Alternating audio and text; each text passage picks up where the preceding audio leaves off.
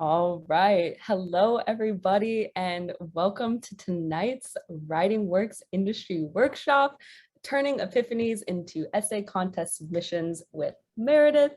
My name is Dacia, and I'm super excited to be here. We have an awesome agenda for you all tonight. We have some Meredith employees here who are going to be giving you direct feedback on some essays you're going to be working on. And we also have an incredible teaching artist from Meredith herself who's going to be leading us through a wonderful lesson plan. My Simple Realization Essay Contest. What is it? You may be wondering, which is like good thing that you're here because we're going to tell you about it. So this contest is open to girls and gender expansive young adults who are either mentees or mentee alums of Girls Right Now. And so in order to be eligible for the grand prize, you must be in high school from 9th to 12th grade, as well as a mentee or a mentee alum. For the prize itself, so the essay you're submitting has to be nonfiction. It has to be between 400 to 600 words in length. It cannot be previously published in any medium, and it can't be the recipient of any prior awards.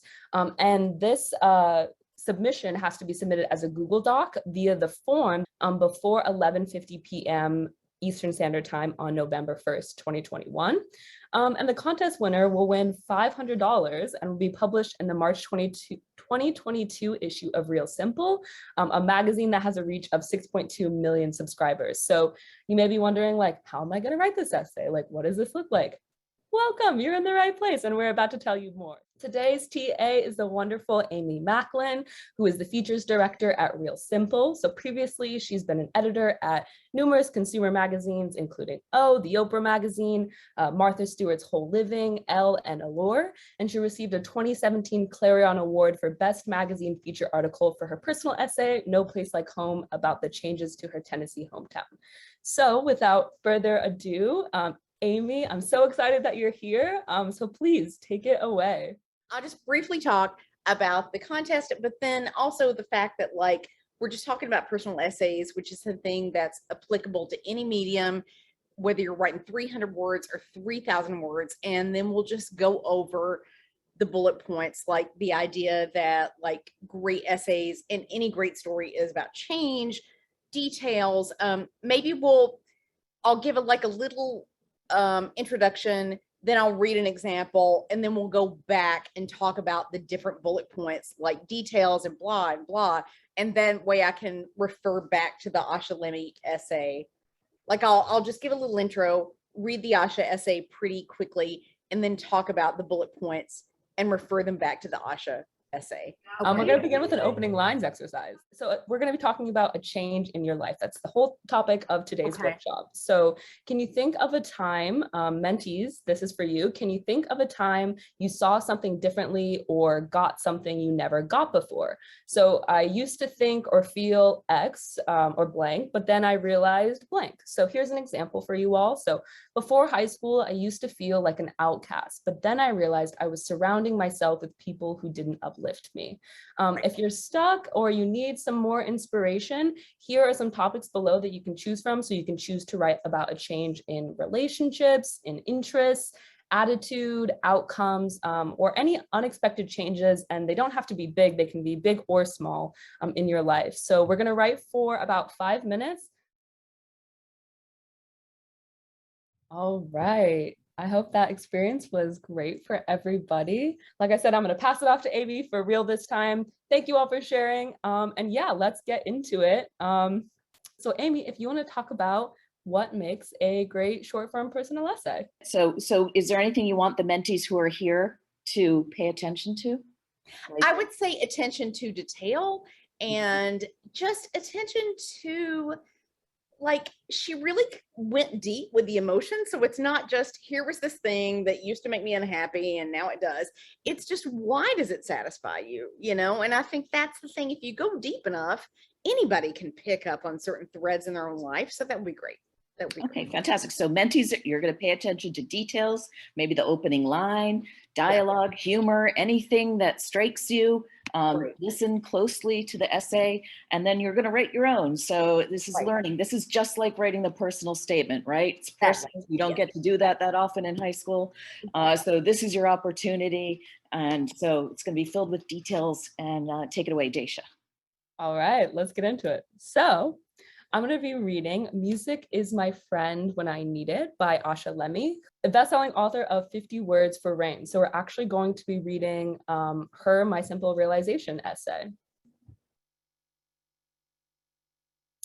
All right, so music is my friend when I need it. After spending her childhood performing in stressful singing competitions, Asha Lemmie quit cold turkey. Years later, she embraced songs as pure comfort. I was 2 when I started singing.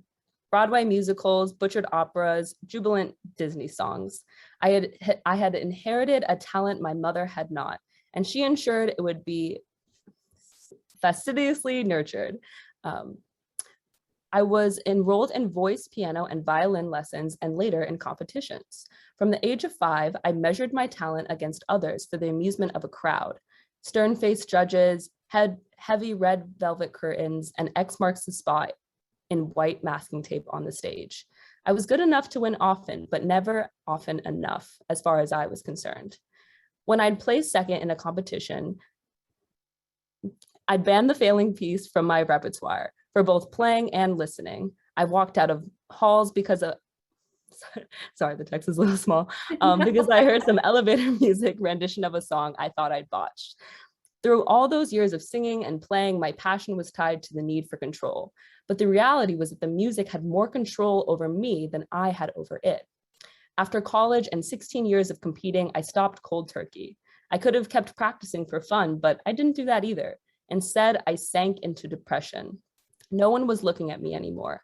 I was invisible as a young woman living alone in New York City, but the sense that no one was looking at me and that I was surrounded by thousands of more talented people was, oddly enough, just what I needed to feel free. As the anxiety started to lift, I remembered the beginning of it all, being a child who fell in love with music and sought it out in the most unlikely of places. In the sound of rain on the roof, there was an arpeggio. In the hum of the refrigerator and the buzzing of the coffee maker, there were hints of a minor chord. In the moments of my life that were the darkest and most fearful, there was, in the back of my mind, like an old friend, always a song, an Ave Maria, a Holy Mother full of grace. I welcomed that friend back in. I became okay with the occasional karaoke night. I could play simply because I wanted to, because it was Thursday, because the greatest betrayal to a loyal instrument is to let it lie silent. Decades later, I have rediscovered the wisdom of my 4-year-old self who belted out a Broadway tune, The Sun Will Come Out Tomorrow. So I can talk about change, I can talk about details, I can pull out specific examples. And there's not, like, she had this life experience, which seems kind of, it might not seem, it doesn't have to be a major life experience, but sometimes it can lead to major revelations. I can talk about specific details. I can talk about like wonderful like ways in which she elucidated like what music did for her, and like how she talks about like specific sounds like the coffee maker. We all know what a coffee maker sounds like, but now we feel like we hear it in a different way through her ears, which is amazing. And we see what sound and music can do. Okay. That's exactly it. She's showing, not telling, right? All those details that we always talk about, the specificity, right? Yes, I agree on the stage. I think wonderful things in this essay is like the heavy velvet curtain, the X with tape, and that's where she's supposed to stand. Like you kind of feel the pressure of it. And I think these are wonderful examples. And so when she finds sound again, just independent of those things, it's really great. Like she really shows you how music is part of her and like why it's so important to her. She doesn't say, oh, I miss music. Like she really makes you feel it, which is amazing. And even a non-musical person can understand, you know, why those sounds make such a big difference to her. The thing about the relationship with the mom, she does kind of leave it there, but it's like, well, why was she kind of pushed into music as a profession to begin with these heavy velvet curtains and these X is marked off where she's meant to stand. Like, why was she pushed into this as a profession? And it's interesting. She takes a very light touch with it. It's not, she never says, oh, my mother convinced me to do this. But you do get the sense of like there's a liberation there when she decides to sing again. But it's about her. It's not about rebelling against anything her mom had told her, anything. It's just about herself. Oh, that's great. That's great. So we're going to move on to the actual assignment now, right? And I think one thing to remember that Amy had stressed is that, you know, your epiphany, your realization doesn't have to be big. It can be small. Absolutely not. Yeah. Right? Absolutely not. That is the thing I love about this Asha Lemmie essay, and it is often a thing in my simple realization. And it's kind of a thread that goes through a lot of short magazine essays. The actual epiphany could be about, wow, it could be about very small things, like an essay that I really loved that I worked on at a previous magazine is a woman who had this vegetable peeler. And she loved this vegetable peeler, and she had used this vegetable peeler for years and years throughout all these stages of her life and several, a couple of marriages, her kids. She made so many meals for her kids with this vegetable peeler, and she still had it. And it's really like, I really do feel that small things like what Asha talks about with her music, I think the wonderful thing about this essay is she leads you, like she talks about, oh, here's what I felt obligated to do as a child, and here's how I reclaimed it. And it's kind of simple on the surface. It's about singing, but at the same time, it's really not. It's about reclaiming herself. It's about like appreciating the beauty that surrounds us every day. It's about freeing herself from self-criticism. It's this kind of small thing, and it's like, oh, I used to sing for, professionally, and now I'm just going to sing for myself. This is not an enormous decision, but it kind of is. Like, you can draw in so many things through it. And I think there are so many themes in this essay, like a thing you loved as a child that you gave up, a thing that you stopped criticizing yourself about, a thing maybe your parents wanted you to do, and you realized, oh, it's not important to them, but it still is important to me. There are so many things that I think that are relatable about this essay, even if you didn't have parents who wanted you to be a professional singer. Yeah, thank you so much for that. That was incredible. And I'm gonna go ahead and just like read the writing prompts for you. The font is super small. Okay. So now mentees, you all are gonna have an opportunity to draft your own My Simple Realization essay. So here are some prompts for you during your writing process. You're gonna have about 20 minutes to write. So the first prompt is there something you loved in childhood that you've abandoned and you've rediscovered it? What have you learned about yourself as a result?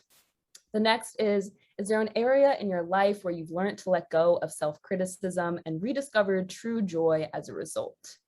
Has there been a moment that led you to reevaluate a relationship?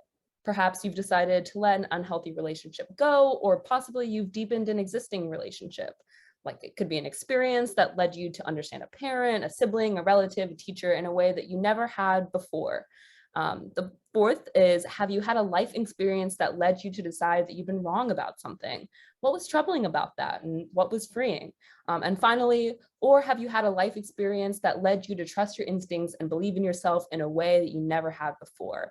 How did that feel to trust yourself? So here are your prompts. You're going to have about 20 minutes to write. If you need any writing tips, go back to those sort of initial tips we had about the details, so showing and not just telling.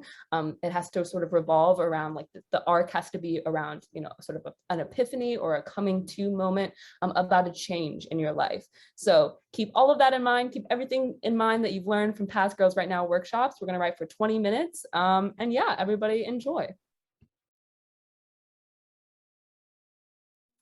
All right. Sorry if the sound of my voice is disrupting your writing flow. How did writing go for you? First, we'd really like to thank Meredith for being a Girls Right Now agent of change, specifically the mentors. Thank you so much for being here and for helping our mentees. Here are your main takeaways and your next steps if you are a mentee. So make sure you review the sample essays and the self-editing tips we have for you in the lesson plan. We also advise you to work on your essay and submit your essay. Again, the link can be found at www.girlsrightnow.org/contest. And just a reminder, in case you forgot, the contest winner will receive $500 and will be published in Real Simple, a magazine with a reach of 6.2 million, yes, million subscribers. So we all encourage, or I encourage you, Girls Right Now encourages you, I'm sure everybody else here also encourages you to submit your really incredible work, because it really is that incredible. So with that, thank you all so much for joining. You can follow us on social at Girls Right Now. Thank you again, mentors. And with that, I will see you all at the next workshop.